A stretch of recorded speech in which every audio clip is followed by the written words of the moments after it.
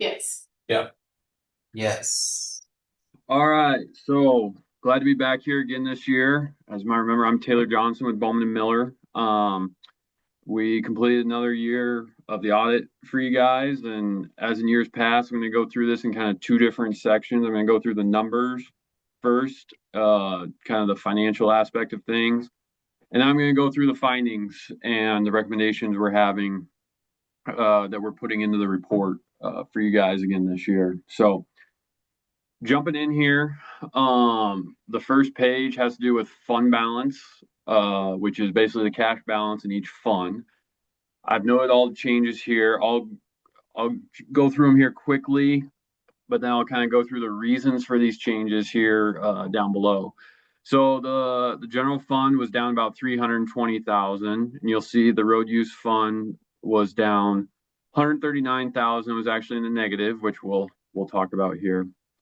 Lost fund, local option sales tax, that was also down almost 190,000. TIF fund, not much change, but still a deficit balance. Well, again, we'll talk about that. The debt service fund balance, this was a $449,000 decrease, which is actually good. And all because as you've seen, we've been carrying over kind of excessive fund balances that we've mentioned in the reports for the last few years because of it's taken several years, but of basically over levying in past years, and now we've worked that down, and so that issue has now been resolved and taken out of the audit report. Capital projects, not much change there. The water fund, $407,000 decrease. Decrease in the sewer, about 155,000, and same with the electric, about 109,000. Solid waste had an increase, which we've been trying to kind of build up back up here over the last few years, as well as the stormwater had another increase, which we've also been trying to build up. Health insurance fund was down about 51,000. The FEMA fund down, or actually a $140,000 increase. Not much change in the employee benefits, nor the library trust. Parks and Recs about the same. Fire department, friends of the library, relatively speaking, and the perpetual care, all those relatively unchanged. So at the end of the year, your total fund balance, which this is the same as cash in the bank, essentially between your bank accounts and your CDs, almost 13.4 million. So we're down from last year. We'll go through why that is here in a second. Overall, I'd say that's a pretty healthy, good balance for a city of your size. Continuing on down here, we'll go through the revenues here by fund. Okay, so you'll see here there's a big increase in the general fund revenue. During FY25, so for the year ended 6/30/25, you had 2.5 million in the upwards grants that you turned around and paid out. So that revenue, because that cash came in, is reflected here in the general fund. Okay, so that caused that increase there. The TIF fund, or tax increment financing fund, we saw a decrease in revenue, and that's mostly because that phase 2 of the Geary rebates is done in FY25. So we're sunsetting that and phasing that out. Debt service, almost no income, and that's because there's been no levy for the last few years. You can see here, we've really been cutting back because of that excess fund balance. We've worked through, save taxpayer dollars on the debt service levy, and now gotten that down to a good amount. Because at the end of the day, your debt service fund, you should really be levying for all your general obligations. The money comes in, turns around, goes right back out to pay your general obligations. So I think we're actually in a good spot there for debt service now. Capital projects, there was this 235,000, which was the 1-year loan that you guys just did for the remodel at the city building, I believe. You'll see here the sewer revenue was down around 400,000 or so. That has to do with there was less revenue from West Liberty Foods.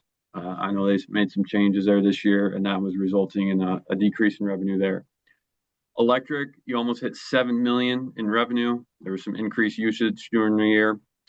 The stormwater fund, we're still building up because there's a new fund there in 2023. And then the FEMA fund, you had more revenue this year because of the Iowa Economic Development Authority grants that you've been getting throughout the year. So overall, your total revenues went from about 15.6 million to about 18.1, a good increase. Again, most of that had to do with that 2.5 million in the upwards grant. Going down here to the expenses, so you'll notice we break this out by function, not by fund, because that's how we budget. Okay, so there was an increase to the public safety function expenses due to repairs to equipment, and then you put down a $100,000 deposit on an ambulance. All that's accounted for in this function here. Going down here, community economic development, there was a decrease in the expenses, and that's because in the prior year, if you remember, we had to catch up on some tax increment financing rebates to get those caught up and squared away. And then there was the $200,000 grant paid to SGA in the prior year that we didn't, both those things we didn't have this year, which caused a reason for that decrease. General government, this is where that upwards grant was paid out. So it was basically the money came in, turned around, got paid out. This is where that's at, posted right there. So that's the big decrease or increase there, excuse me. Debt service, the big change this year for the increase was you started paying on the Iowa Economic Development Authority grant. So if you remember, you gave the 200,000 SGA, but you turn around and got an Iowa Economic Development Authority general obligation note, and those payments started. And there was actually, with the timing of when things got paid, it actually got doubled up. There was one, I believe, in July of 24, and then one in June of 25. So there was, instead of 40,000, there was 80,000 paid this year, which is most of the increase there. Capital projects, you see this is down about $1 million. That's because in the prior year, you were finishing up the Maxon and Rainbow projects. Didn't have those this year. Then the water fund, down a little bit. It had some well projects in the prior year that didn't have this year. You'll see in the sewer fund up about 400,000. That was all the transformer repairs at the wastewater treatment plant that you had this year. It was obviously a change from the prior year. And then at the electric fund also had an increase. So there was repairs and work done at the electric plant throughout the year, caused that increase. So overall, your total expenses went from about 17.1 to about 19.5. And a lot of that has to do with the upwards grant, but also these other things I have noted. So for the second year in a row, we're down about 1.4 to 1.5 million change in fund balance, which is like your net income for the year. Keep in mind, you guys operate on a cash basis, so some of this has to do with timing of things going in and out. But overall, I would say that you guys have a strong cash position for a city your guys' size.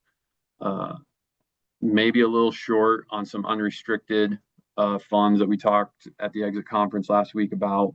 But overall, I think you guys are financially in a solid position. So any questions on any of the numbers that I went over here before I go into the comments?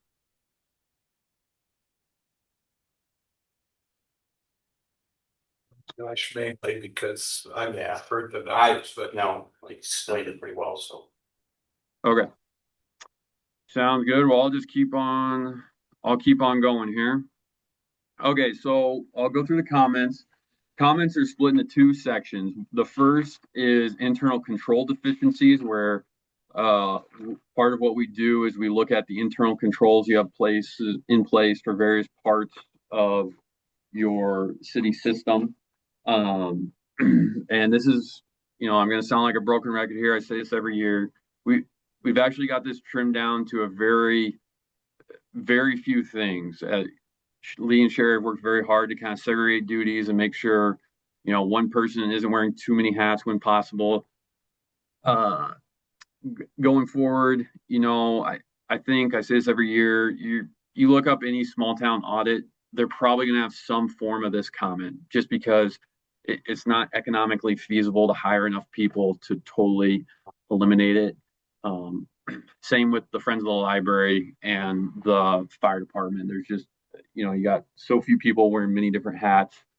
And I just use a yearly reminder to the council just to look at the reports Lee and Shari giving you, ask questions, have good oversight, and just be involved. So, okay, going on here to the second comment, bank reconciliations. Okay, so bank reconciliations were done throughout the year. However, there's an issue that we're not taking that bank reconciliation that's being done and making sure it matches the general ledger system. So in a perfect world, the bank rec, you'd have everything that cleared during the month. You would have then your outstanding deposits, outstanding checks, and you'd come back to a number that says what you have in cash. And that number would then tie to your general ledger system for all your cash accounts. Part of what we do is an audit for the audit, something that is a work in progress here. I do know the big thing that factors into some of these comments is the switch from Tyler 9 to Tyler 10 happened during this fiscal year. And Lee and Shari can give their 2 cents worth, but I think it was a long process that's still in the works of getting resolved. And to be honest, anyone that's went from Tyler 9 and Tyler 10, any of my other clients, I've not heard of one going well. Hopefully when you get over that hump, going forward, this bank reconciliation issue can be addressed, because to me, this is kind of a real foundation point for any accounting in the city, that you got to have a bank rec, especially on a cash basis, that comes back to what your general ledger system says is there. So we would recommend that after the bank recs are done, take those, you tie them back to the general ledger system, and make sure everything matches. If it doesn't, it's resolved in a timely manner. So, any questions, comments on that one?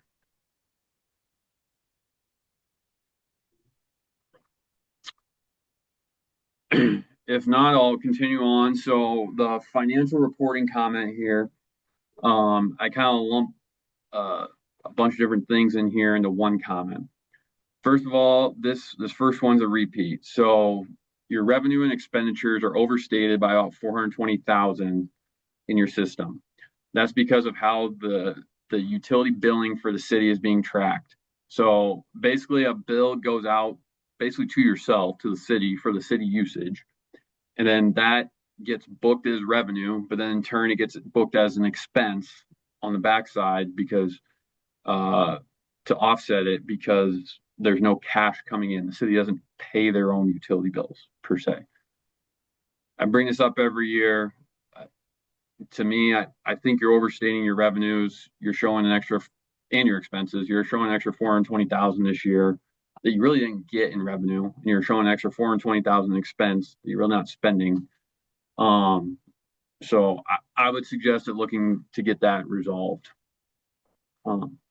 Another one here, there was 2,700 of bond interest and fees and 80,000 of a loan payment that were posted to the wrong funds.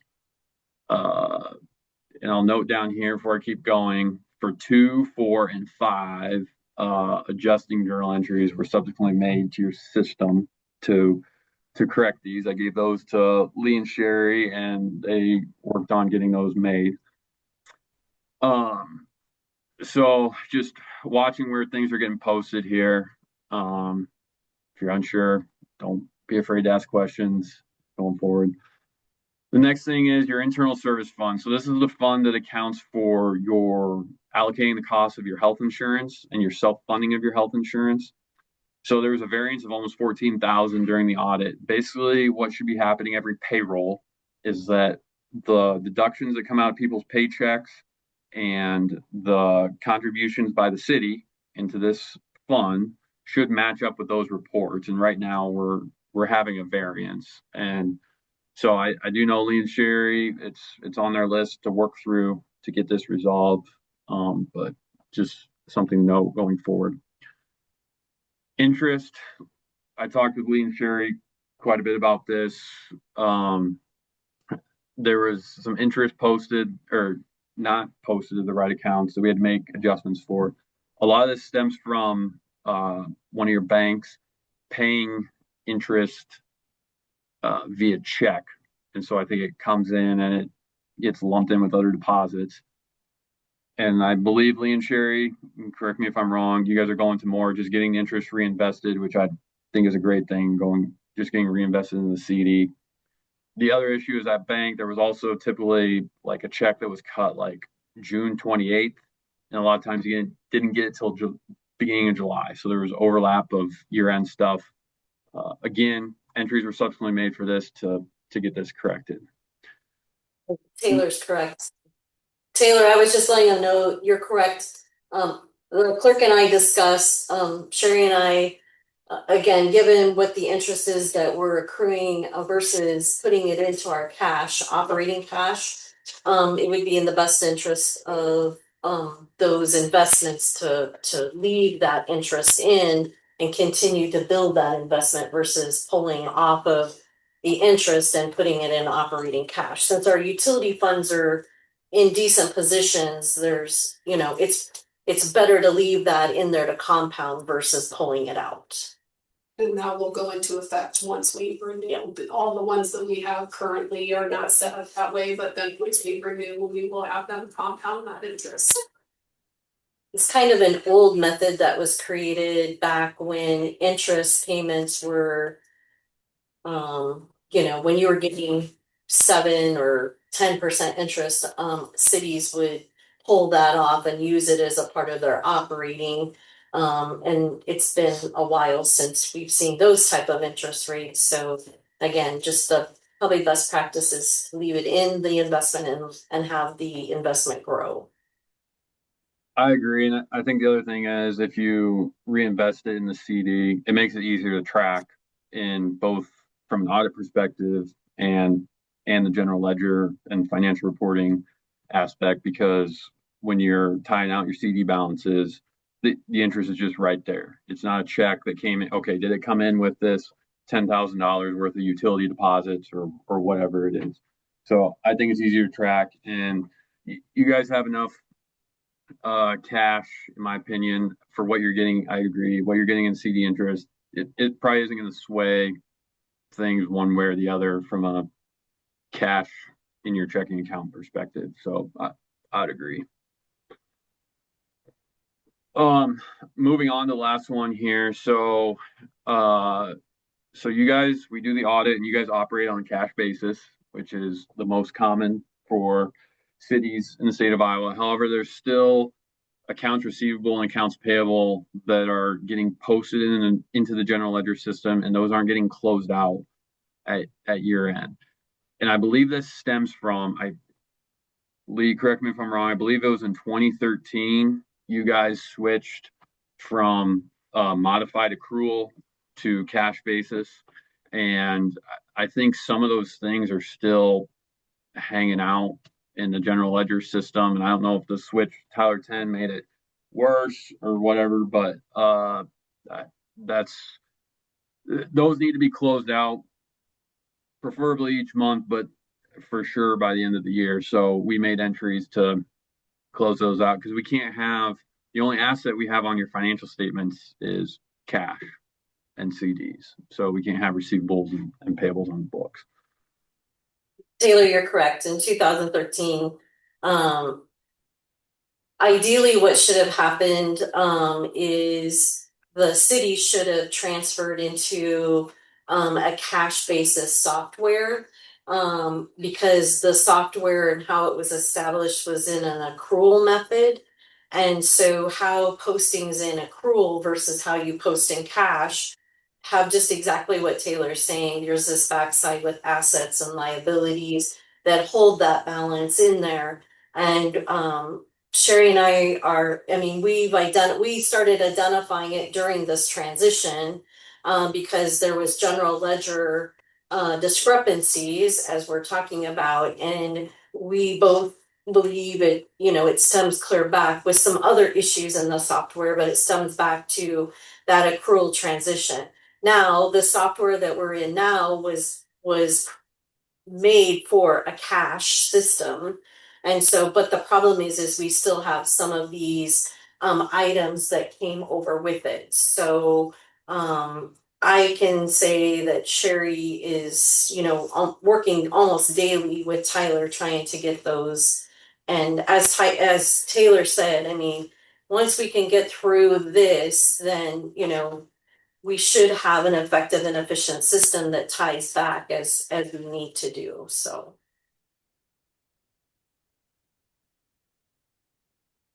It makes me wanna go back to a general ledger paper and I feel like, 13 column green sheet. yep, you got it. All right, moving on here, utility billing.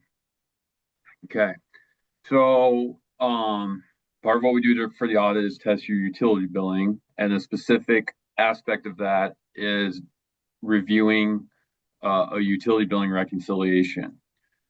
So a utility billing reconciliation, think of it like a bank rec for your UB system. You take what people owed you at the beginning of the month, you post your revenues, track what you got paid, and then see what ending balance you come up with and see if that matches your ending accounts receivable report in your system. Basically, you're reconciling your UB system to make sure that what's getting billed out is getting collected or posted to a customer's account to make sure it's getting tracked. So while that's getting done on a monthly basis, there are material differences that are not getting investigated and resolved in a timely manner.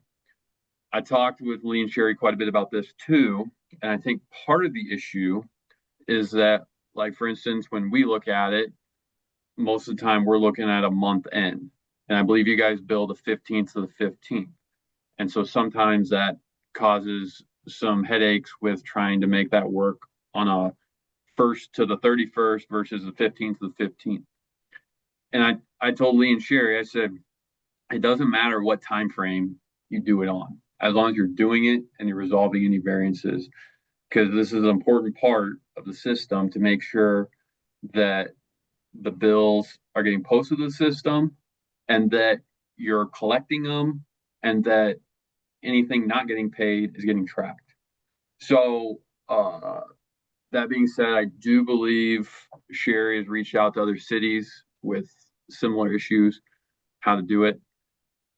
Again, whether it's 1st to the 31st, 15th to the 15th, doesn't matter. We're more concerned about the process and our discrepancies getting resolved as to why that is. And we are working to change. I was- that. Leah Yep. had brought some information to us from the state, for how they do reconciliation, and so it's gonna be a little bit different, cause we are the 15th to the 15th, but if we reconcile based on the information for the month, we should be able to tie everything back, because it's not offages, it's finding the reports to be able to find the correct differential of where everything is at, and that's what we've been struggling with, is finding the right reports to get the right numbers into it. Because we have all of our late notices, we have our penalties, we have our billed amounts, but our billed amounts are half of each month, so it's not an entire month. So we're looking at ways, and Lee did put some information together for Melissa and I to review to see if it will work, and I have her working on that right now to see if we can get it to tie out that way.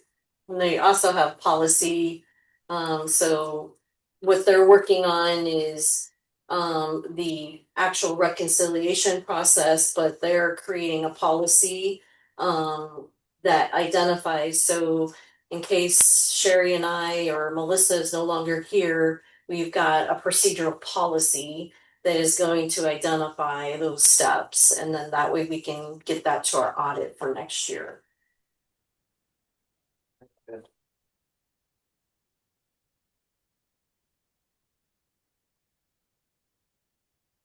Okay. Moving on.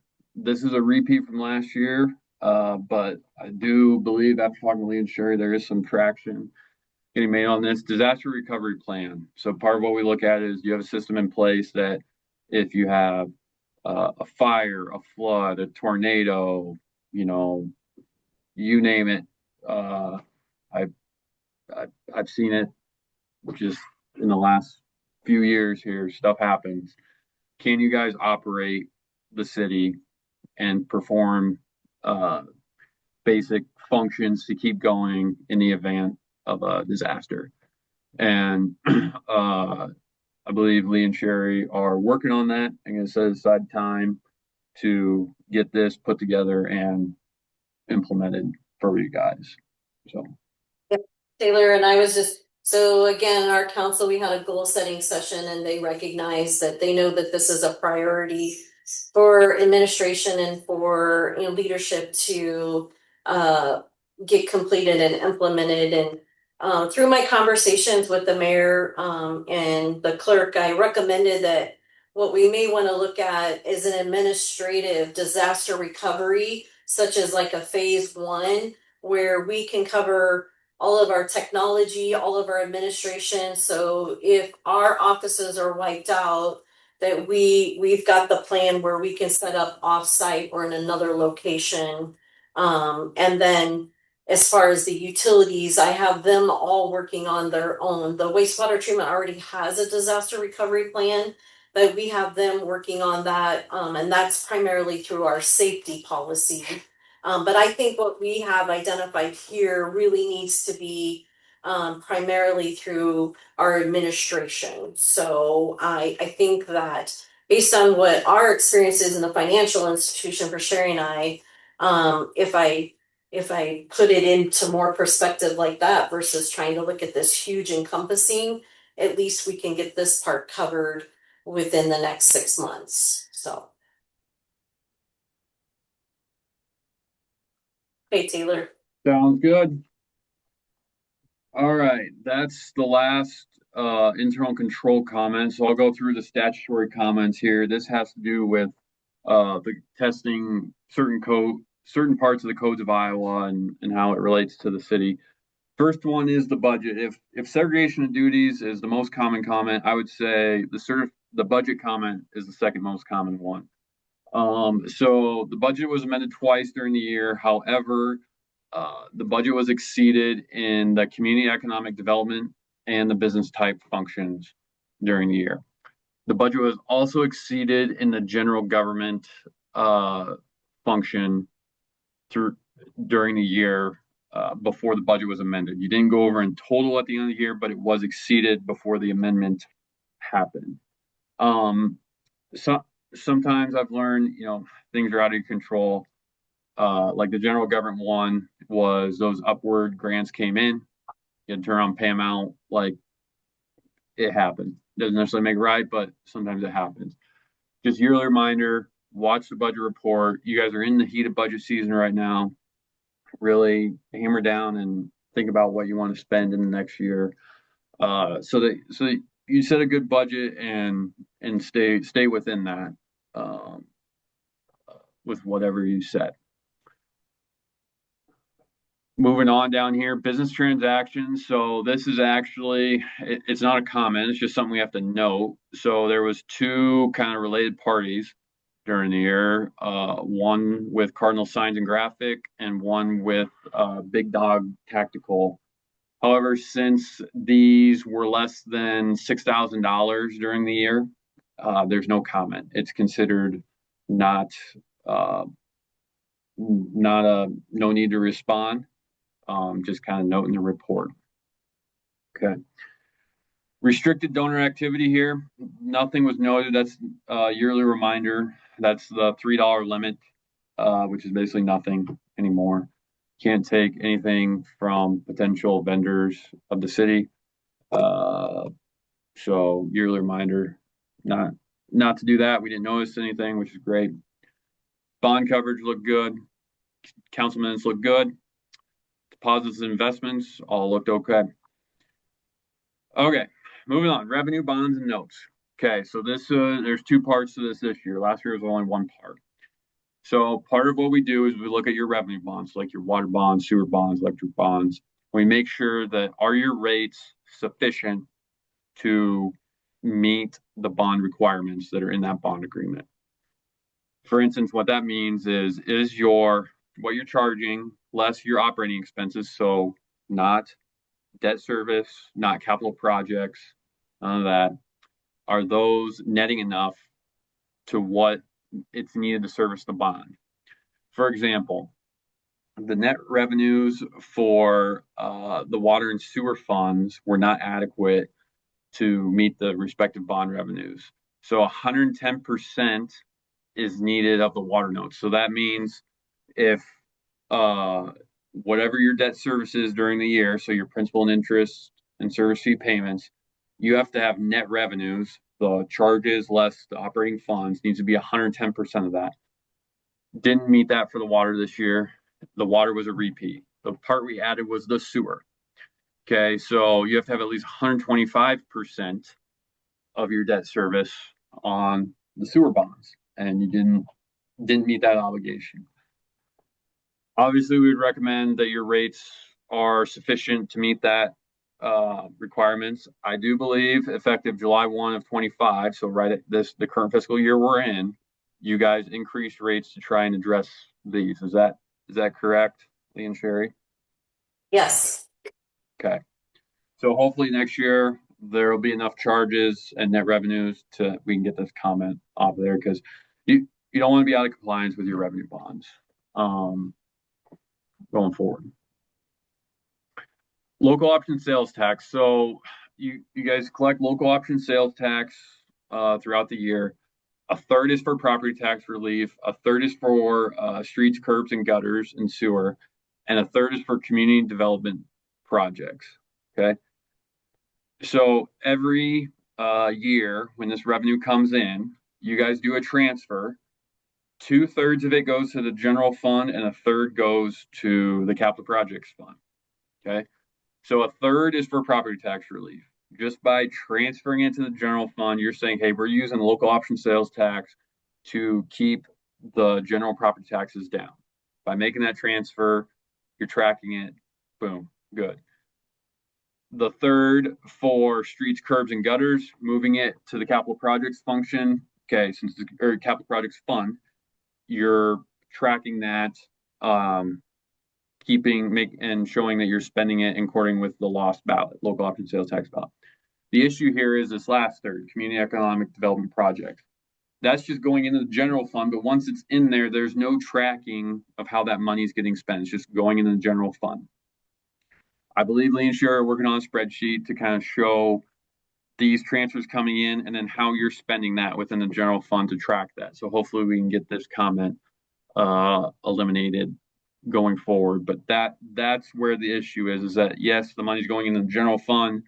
Yes, you may be doing things per the lost ballot, but there's no tracking of it to basically back up the use of those funds. So we would recommend doing some kind of spreadsheet or tracking of those monies so that you can show and ensure those funds are getting spent according to the lost ballot.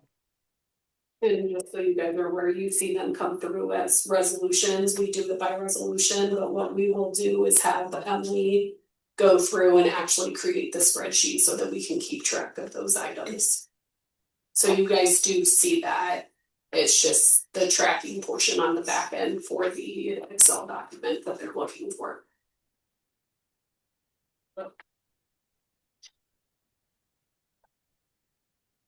All right.